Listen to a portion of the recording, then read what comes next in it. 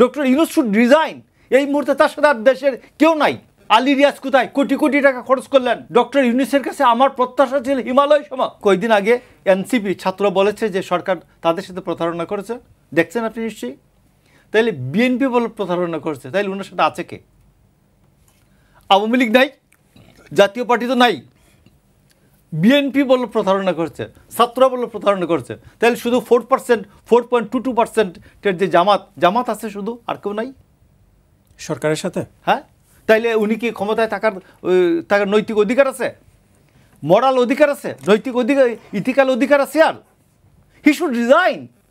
Doctor Yunus should resign. এই মুহূর্তে তার সাথে আর দেশের কেউ নাই।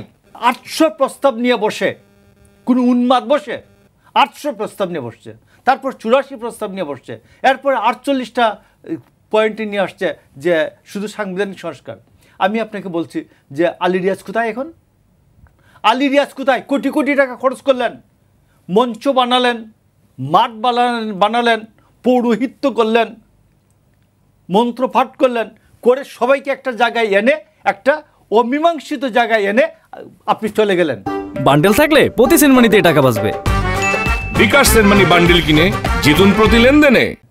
দেশ ছেড়ে এই কোটি কোটি টাকার জবাব দিবে কে? কোটি কোটি টাকা খেয়েছেন, এটার জবাব দিবে কে? বেতন ভাতা নিয়েছেন কোটি কোটি টাকার, এটার জবাব দিবে কে? এখন একটা অমীমাংসিত একটা জায়গায় রেখে, যেটা অসমাধানযোগ্য কতগুলো প্রশ্ন এখানে এনে টেবিলে দিয়ে আপনি বললেন যে আপনারা, গভর্নমেন্ট বলল যে 7 দিনের মধ্যে এটা আপনারা সমাধান করে আসুন। আমি বলছি আমরা 7 দিনের মধ্যে অনেক সমাধান আমরা করেছি। এর আগে আমরা 5 দফা তৈরি করি নাই এরশাদের বিরুদ্ধে? আমরা তো 5 দফা তৈরি করেছি। আমরা এরশাদকে তাড়িয়েছি, আমরা অন্যান্য হাসিনাকেও তাড়ানোর যে অবস্থায় রাজনৈতিক দলগুলি করেছে। তো আপনি তাইলে এই দায়িত্ব নিলেন কেন? আপনি শুরুতেই বলতেন যে ভাই আপনারা রাজনৈতিক দলগুলি ভাইয়ে ভাইয়ে মিলে আপনারা নিজেরা বসে একটা জিনিস তৈরি করে নিয়ে আসেন, কোনটা কোনটা আপনারা একমত। আমরা এটা তৈরি করে নিয়ে দিতাম, 15 দিন লাগতো, 1 মাস লাগতো, 2 মাস লাগতো, 3 মাস লাগতো, এর বেশি লাগে না রাজনৈতিক দলগুলির। তো নিয়ে যেহেতু আপনি বলতেন যে এরপর নির্বাচন ডিক্লেয়ার হতো, 6 মাসের মধ্যে আপনার বিদায়।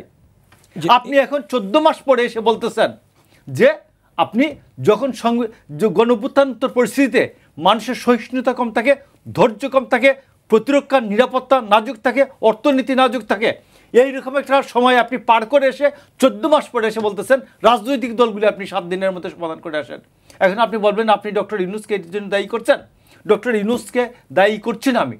ডক্টর ইউনূসের কাছে আমার প্রত্যাশা ছিল হিমালয় সমান।